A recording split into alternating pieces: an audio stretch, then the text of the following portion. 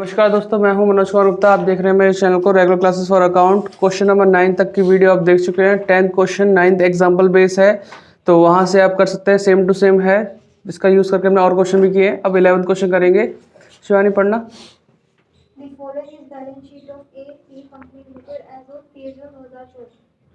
ठीक है, तो हमारे पास बैलेंस शीट 2014 की गिवन है और इसके अंदर क्या क्या आइटम गिवन है, सिर्फ नाम बोलो।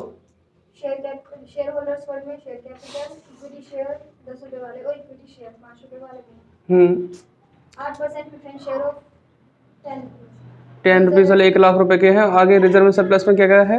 Reserves of profit and loss account और नॉन करंट लायबिलिटीज में है प्रोविडेंट फंड। हाँ, करंट लायबिलिटीज में है क्रेडिटर्स आउटस्टैंडिंग। ठीक है। फिर नीचे हमें एसेट्स में बहुत सारी चीज़ें दे रखी है ना।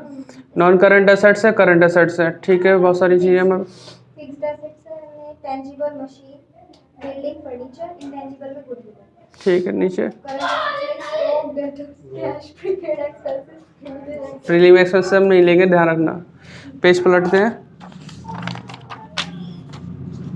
Market value of building is 1 lakh रुपए, गुडविल इज वर्थ गुडविल की वैल्यू दे रखी है, बिल्डिंग की वैल्यू दे रखी है और मशीन की वैल्यू भी दोबारा दे रखी है। Stock outstanding expenses do not include disputed bonus claim of rupees 10,000, out of which 8,000 is likely to be paid. You are required A to find out the value of each kind of share. एक minute इसे समझने की कोशिश करो। Outstanding do not include कितना? Dispute claim of 10,000। Outstanding के अंदर 10,000 रुपये की एक लाइबिलिटी क्लेम है, वो इंक्लूड नहीं था, ठीक है। Out of which 10,000 is to be likely to be paid. उसमें से हमें कितना देना पड़ेगा? कम से कम देना ही पड़ेगा। हाँ, तो 8,000 देना ही पड़ेगा। 10 में से 8, तो 8 की तो लाइबिलिटी बनती है, तो 8 हमें प्लस करके दिखाना पड़ेगा उसमें आउटस्टैंडिंग में। हाँ, उसमें 5 और 8 मिला के कितना हो जाएगा? नहीं, 13 हो जाएगा। अच्छा, हाँ, क्योंकि अगर हमारे पास आउटस्टैंडिंग लाइबिलिटी 5, हाँ यहाँ देख लीजिए लाइबिलिटी में इस समय कितना दिखाई दे रहा है? 5 दिखाई दे रहा है आउटस्टैंडिंग लाइबिलिटी में। तो उसमें जो लाइन बोली थी उसमें 10 उसका कहना था कि 10,000 रुपये की लाइबिलिटी इंक्लूड नहीं है, जिसमें से 8,000 तो पे होना ही होना है। तो नेट लाइबिलिटी हमारी कितनी बनी? 8,000 की। तो 8 और 5 13 बन जाएगी हमारी टोटल, ठीक है। और to find out the value of each kind of shares, as use normal rate on preference shares to be 5%. Normal rate on preference share कितना दे रखा है? 5% दे रखा है, ठीक है। फिर second, to find out the value of each kind of share if the preference shares have the right of participation in surplus in case of liquidation. तो इसका मतलब है, सेकंड केस का मतलब यही है कि प्रेफरेंस शेयर को जो पार्टिसिपेट करेंगे उनको राइट है, वो कब है? In case of liquidation. Participation in surplus in case of liquidation. Liquidation वो कंपनी, वो इस कंडीशन होती है जब हमारी कंपनी बिल्कुल एंड पे चल रही है, वहाँ पे एंड खत्म ही होना उसका, ठीक है। तो उस केस में यहाँ पे इनको पार्टिसिपेट करने का मौका मिलेगा। मतलब जैसे कि इक्विटी वैसे ही प्रेफरेंस शेयर, कोई भेदभाव नहीं है। जैसे हमारे इक्विटी वाले लास्ट में, वैसे ही इनको भी पैसा मिलेगा। तो क्वेश्चन करके दिखाते हैं, लेकिन ध्यान रखो इसके लिए मैंने एग्जांपल नंबर कौन सा होता है? 10 होता है ना। जरा 10 पर नज़र मारो, वहाँ एक फॉर्मूला है, उसको यूज़ करना पड़ेगा। पेज नंबर है उसके लिए, एग्जाम्पल 10 के लिए 12.18, ठीक है। 12.18 के सॉल्यूशन पे ध्यान दो। सॉल्यूशन में 3 पॉइंट लिखे हुए हैं, है ना। बी पॉइंट का नाम है when prescribed rate is different from normal rate. Prescribe rate different from normal rate. अगर एग्जांपल की बात की जाए तो प्रेफरेंस शेयर के साथ जो परसेंटेज है वो 12% है कि नहीं है। और बी पॉइंट क्वेश्चन में देखेंगे तो वहाँ पे 10% दे रखा है। डिफरेंट है कि नहीं है? अब हमारे, और इसका ही फॉर्मूला देखो, नीचे लिखा है capitalise value of preference dividend. क्या फॉर्मूला है? Amount of preference dividend into 100 upon normal rate of dividend. इससे कैपिटलाइज वैल्यू आती है, उससे जो वैल्यू आएगी उसका हम निकालेंगे क्या? नंबर ऑफ शेयर से डिवाइड कर देंगे, आपका शेयर प्राइस आ जाएगा। ये फॉर्मूला भूलना नहीं है। और ये कब लगाते हैं? जब इसका नॉर्मल रेट ऑफ रिटर्न और कैपिटल डिविडेंड, प्रेफरेंस डिविडेंड का रेट वो डिफरेंट हो तब लगाते हैं ये वाला फॉर्मूला। ठीक है, अब हमारे क्वेश्चन पे आ जाओ, वहां भी डिफरेंट है कि नहीं है। प्रेफरेंस शेयर्स कौन सी परसेंटेज यूज की गई है? 8%। बैलेंस शीट में चेक करो 8% है कि नहीं है। हाँ। और पीछे जो हमें दे रखी कितनी परसेंट है? 5 है ना डिफरेंट, तो वही फॉर्मूला लगेगा। और पहला केस यही है कि जहां पे normal rate of return different दे रखा है। ठीक, तो 2 बार क्वेश्चन सॉल्व होगा। क्वेश्चन नंबर 11 सबसे पहले निकालेंगे नेट एसेट्स। कैलकुलेशन ऑफ 5 चिल्ला रही है। हाँ ये गुम हो गई लगता है, रात को भी चिल्ला रही थी। नहीं रात को पता नहीं, रात को मेरे को नहीं रात को थी यार, मैं भी सोचा था कि बिछड़ गई कहाँ से, ढूंढ रही है बच्चे किसी को, या बच्चा ही है शायद। तो नॉन करंट एसेट्स में हम देखना है, जो हमें एसेट्स देखनी है, एक तो है हमारी टेंजिबल के अंदर है मशीनरी का प्राइस दोबारा दे रखा है क्या हमारे पास? दे रखा है 81। तो जो री वैल्यू है वही लिखना है, मशीनरी 180 है ना। फिर हमें दे रखा है अगला नंबर बिल्डिंग। की है 1 लाख। बिल्डिंग कितनी है? 1 लाख।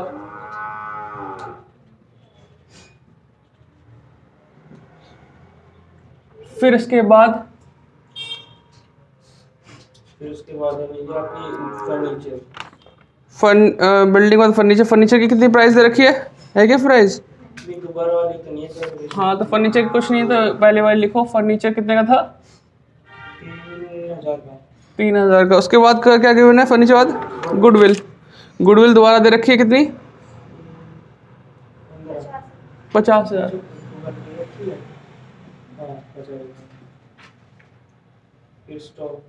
गुडविल है 50,000। फिर स्टॉक की वैल्यू भी दोबारा दे रखी है शायद, कितनी है? 1,90,000। ठीक है, फिर स्टॉक के बाद क्या? डेटर का दोबारा प्राइस नहीं दे रखा ना। डेटर पीछे देखो कुछ है क्या? नहीं है। डेटर का कितना दे रखा था प्राइस? 1,35,000 ना। 1,35,000 देखो जरा बेटा। 1,35,000। हाँ, कैश कितना है? 5,000। फिर प्रीपेड एक्सपेंस कितना है? वो ठंड लगी है। किसको लग गई? पेन चल नहीं रहा। जोड़ो, ग्रॉस रियल एसेट्स कितना आएगा टोटल?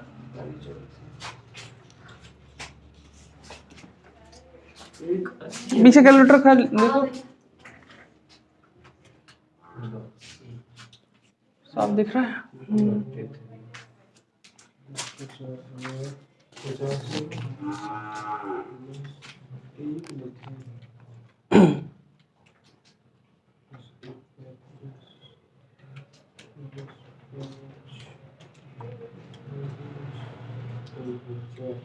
ये 6,65,000। कितना? 6,65,000। ठीक है, ये आ गया। लेस करना है इसमें से आउटसाइड लायबिलिटी, एक्सटर्नल लायबिलिटी लिख दूं। ठीक है, तो ऊपर से स्टार्ट करते हैं। प्रोविडेंट फंड आउटसाइड लायबिलिटी है। ठीक है,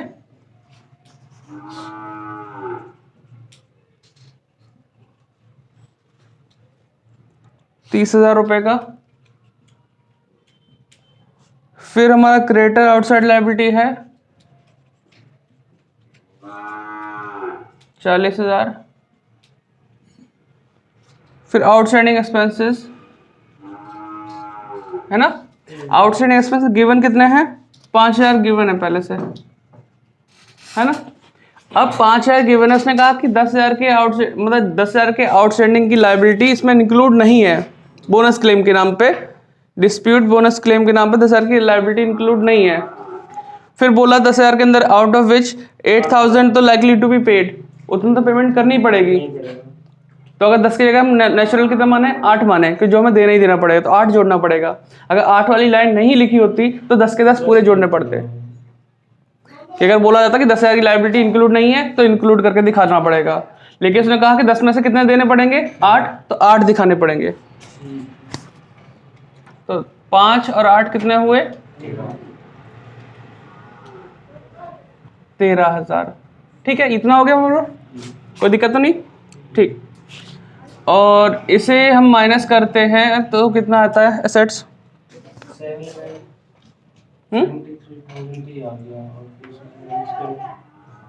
माइनस करके पहले से टोटल करो फिर माइनस करते हैं।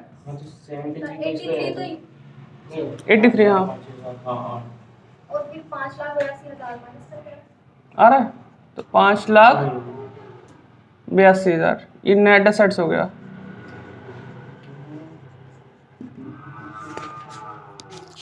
ठीक, तो अब हमारे पास देखना है कि ये तो चीज़ तो क्लियर हो गई, नेट एसेट्स आ गया। ठीक, और हमारे पास जो परसेंटेज दे रखी है, कितनी परसेंटेज दे रखी नॉर्मल रेट की? बदली हुई है ना 2 बार, नहीं नॉर्मल। हाँ, 10 है। इस वाले में क्वेश्चन में 5।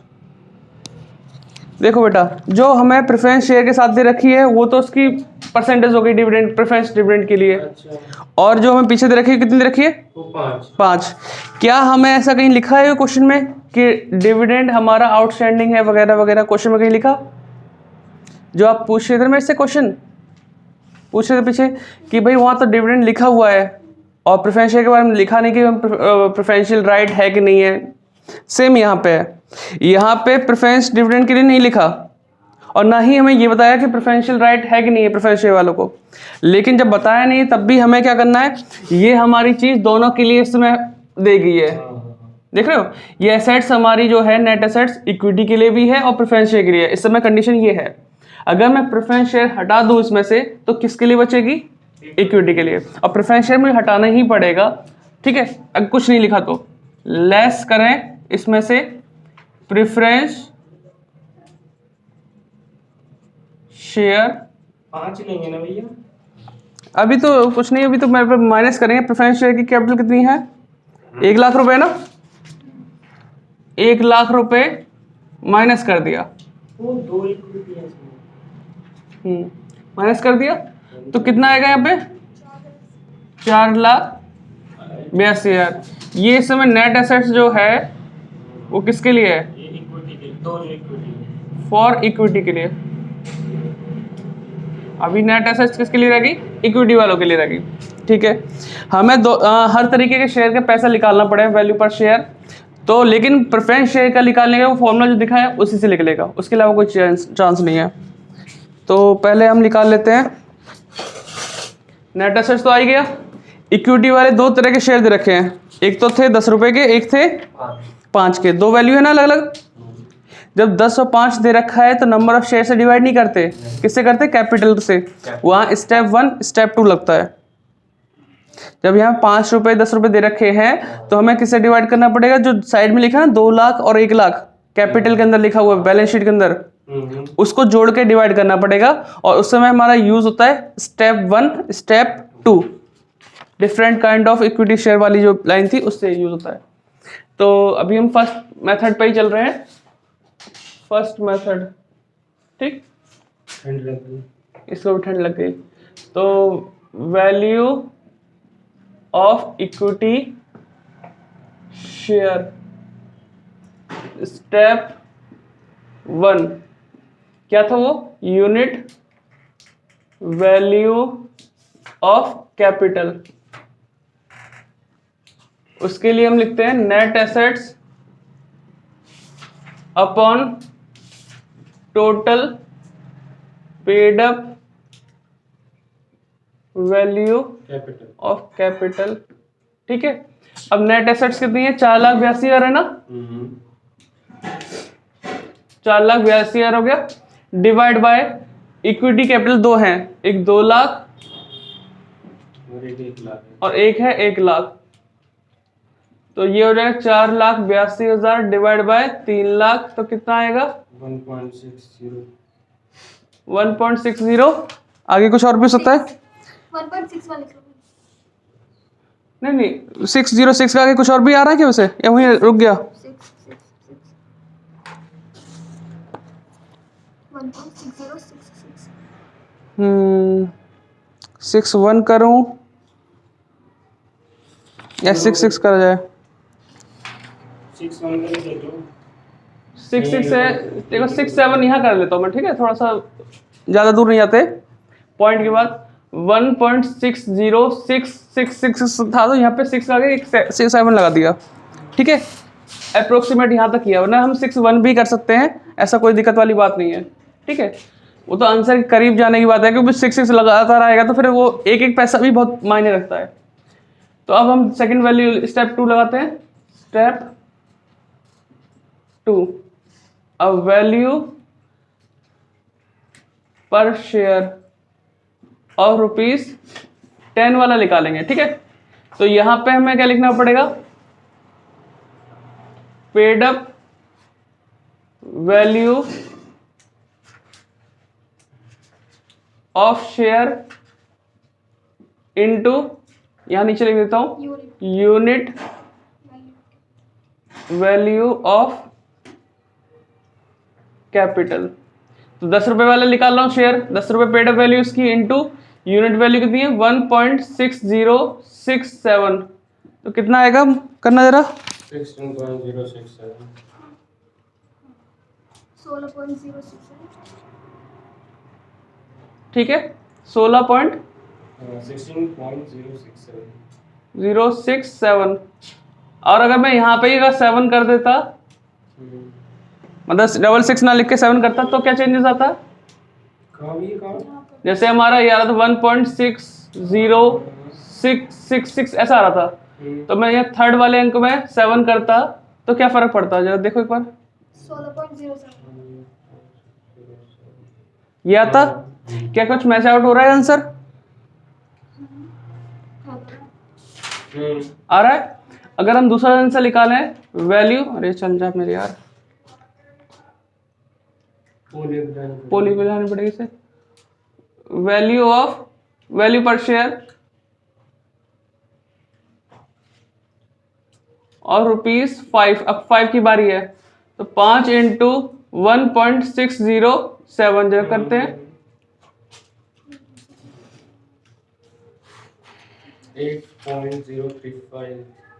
8.035 आसपास इसके आंसर आएगा, ठीक है। 5 नहीं यार, वो 3 तक छोड़ रखा होगा।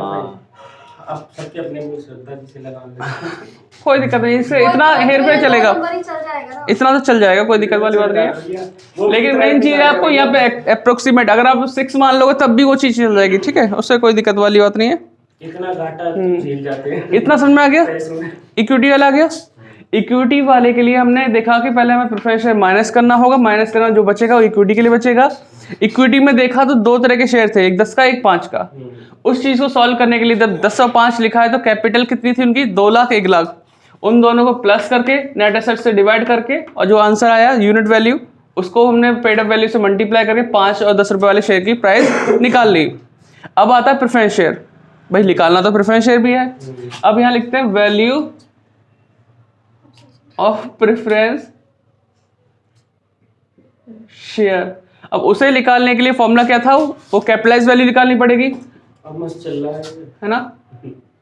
Capitalised value of preference dividend. नहीं, प्रेफरेंस शेयर तुम सही बोल रहे थे, लेकिन हमें प्रेफरेंस डिविडेंड का निकालना पड़ेगा, ठीक है। हाँ, मोस्टली शेयर आता है। तो इसका फॉर्मूला था amount,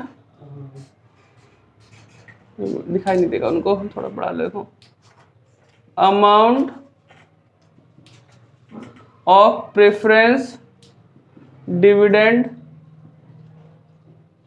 into 100 upon normal rate of dividend. हाँ, नॉर्मल रेट ऑफ डिविडेंड, ठीक है, ये निकाला नॉर्मल रेट ऑफ डिविडेंड। अब कैसे करेंगे भाई? हमारे पास जो प्रेफरेंस शेयर बैलेंस शीट में, उसे देखो जरा एक बार जाके, बैलेंस शीट में प्रेफरेंस शेयर की अमाउंट 1 लाख है और परसेंटेज कितनी लिखी है? 8%। 1 लाख का 8% कितना होता है? 8,000 होता है। वो तो हो गई अमाउंट ऑफ डिविडेंड, अच्छा सॉल्व करके दिखाने की जरूरत है, ऐसी समझ में आ जाएगा। नहीं समझ वरना मैं यहाँ लिख देता हूँ 1,00,000 रुपए की कैपिटल पे 8% सॉल्व किया तो वो डिविडेंड 8,000 रुपए आ गया। अब मैं इसको यहाँ रखूँ 8,000 रुपए का dividend into 100 upon normal rate of dividend कितना था, 5% था ना, अच्छा 5 लिखा। बताओ क्या आएगा इसमें, 160 1,60,000 1,60,000। ये हमारी प्रेफरेंस डिविडेंड की कैपिटलाइज वैल्यू आ गई। ठीक है, इसके बाद अब हम वैल्यू पर शेयर कैसे निकालेंगे, वैल्यू पर शेयर हमारे 1,60,000 रुपए की कैपिटल की वैल्यू है। ठीक है, divide by number of share कितने थे हमारे प्रेफरेंस शेयर यहाँ दिखने के लिए, पर 1,00,000 की कैपिटल है, 10 रुपए का शेयर है, तो 1,00,000 को 10 से डिवाइड करो, नंबर ऑफ शेयर तो पता चल जाएंगे, तो कितना आ जाएंगे 10,000। तो 10,000 से डिवाइड करेंगे तो क्या आएगा 16 रुपए। अभी क्या हो गया अपने आप ही चल रहा है कैलकुलेटर वो तो ठीक है, ये बताओगे कि क्लियर हुआ। डिवाइड में 16 हाँ भाई मैं 1,60,000 की वैल्यू निकाली, 10,000 कहाँ से आए भाई, नंबर ऑफ शेयर हमारी बैलेंस शीट में गिवन नहीं थे, वहां गिवन था सिर्फ 1,00,000 रुपए की कैपिटल, 10 रुपए का प्राइस। तो भाई नंबर ऑफ शेयर निकालने के लिए 1,00,000 को 10 से डिवाइड किया, 10,000 शेयर बन गए, फिर डिवाइड किया 16 रुपए, आंसर आ गया, कोई दिक्कत तो नहीं। यहाँ क्वेश्चन ये बोलता था हमारा कि हमारा यहाँ पे डिविडेंड का रेट और normal rate of dividend different है, सेम होता तो पहले ही तरह करते जैसे करते आए हैं। अब भाई बी वाला करेंगे ना, ये हो गया अब बी करेंगे, अब इतनी जगह तो ये खा गया, अब बी भी खाएगा। अब बी के लिए जगह हमारे पास जरा सी बची है, मैं ये फ्रेम देख के आऊँ कि फ्रेम में इतना आ रहा है, नहीं आ रहा आंसर, आ रहा है, हाँ दिख जाएगा इनको। ठीक, इतना तो हमने कर दिया, अब इस कुर्सी को साइड करें। अब इसे करने के लिए देखो सेकंड पॉइंट हमसे क्या बोलता है, बात को समझनी पड़ेगी, क्वेश्चन पूरा समझना पड़ेगा। Find out the value each kind of share if preference share have right the right of participation in surplus in case of liquidation. मतलब अगर लास्ट में बचेगा तो उन्हें मिलेगा, ऐसे इक्विटी वाले को होता है, लास्ट में सब कुछ बचेगा तो इक्विटी वाले को मिलेगा। तो इक्विटी और प्रेफरेंस कैसे हो गए, बिल्कुल सेम टू सेम। तो यही निकाल देंगे जैसे हमने यहाँ पर अब फिर हम क्या करेंगे, यही निकाल देंगे। अब ये तो हमने 1,00,000 माइनस किए तब इक्विटी वाला आया, अब तो हम इसी पे सॉल्व कर देंगे। फाइल लेके हाँ जी हाँ जी, ये नेट एसेट्स किसके लिए आई थी, इक्विटी और प्रेफरेंस दोनों के लिए आई थी। और अब भी पढ़ने से ये लगता है कि इक्विटी और प्रेफरेंस दोनों के लिए सेम प्रायोरिटी है, कोई अलग से ऐसा नहीं है कि हम पहले लेंगे, ऐसा कुछ नहीं है, सब बराबर है, लास्ट में बचेगा सबको मिलेगा, इक्विटी वाले को भी उनका हिस्सा मिलेगा, इनको प्राइस जो बताए लास्ट में पता चलेगा। ठीक है, तो उन्हें कोई प्रायोरिटी, स्पेशल प्रायोरिटी किसी को कुछ नहीं है। अब कैसे करें, सेकंड पॉइंट लिखता हूं यहाँ पे, नेट एसेट्स कितनी आ जाएगी, 5,82,000 आ गया। अब हमारे पास अगर हम बैलेंस शीट में चेक करें, अब तीनों शेयर का प्राइस निकालना है, एक का प्राइस है 10 रुपए, एक का है 5 रुपए, एक का है 10 रुपए, ऐसे तो प्राइस है। और जब प्राइस डिफरेंट होता है तो कैपिटल यानी कि पेड अप वैल्यू कैपिटल निकालना पड़ता है, उसी का यूज करते हैं।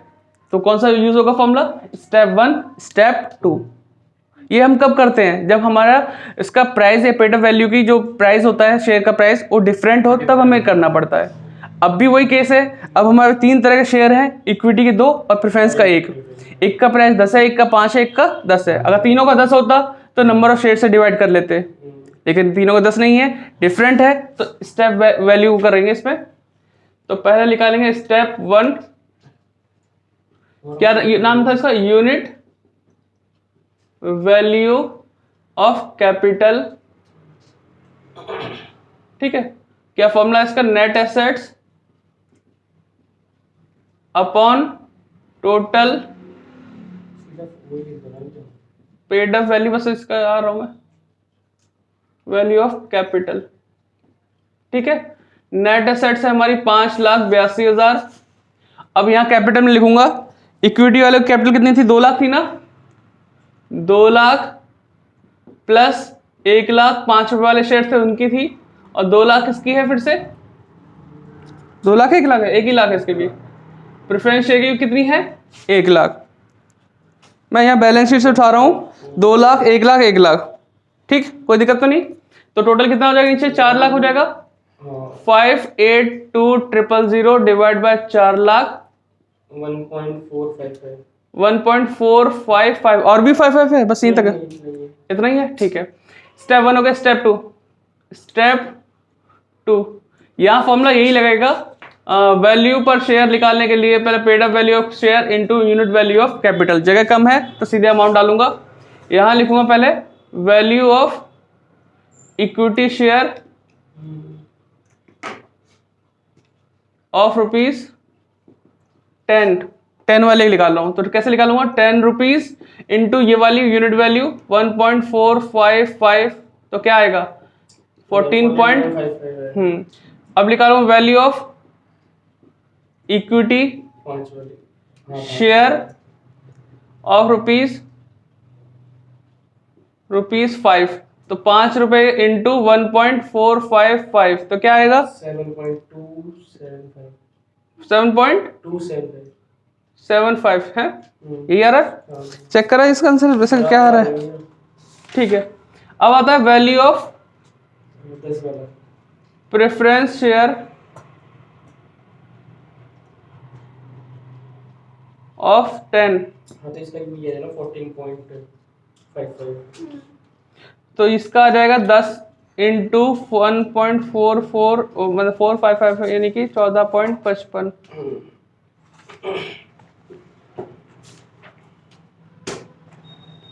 है ना बड़ा सा क्वेश्चन, बहुत बड़ा है। लेकिन जो आपका एमसीक्यू में पूछा जाएगा ये वाला पूछा जाता है हर बार। अच्छा, ये इस फॉर्मूले से हाँ, इसमें हमें सीखने को मिला ना सिर्फ ये चीज नहीं है, बाकी तो ये तो हमारा पुराना है हिसाब किताब। इसमें से भी कैसे कोई आ सकता है न्यूमेरिकल? इसमें से पता कैसे आ सकता है, सुनो सुनो सुनो मैं बताऊँ।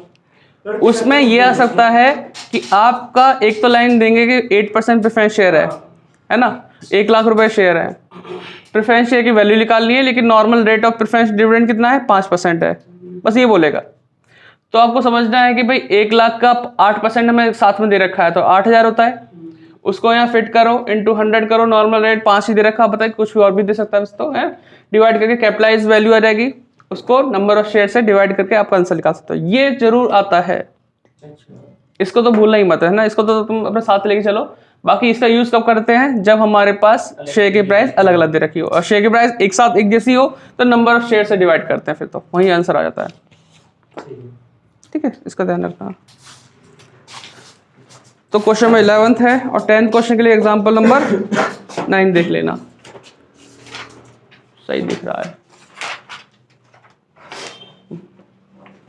और 27 मिनट की वीडियो बन गई भाई, ये देखेंगे बच्चे, बता रहा देख लेंगे पढ़ने वाला, हाँ पढ़ने वाला देख ले 27 मिनट 1 घंटा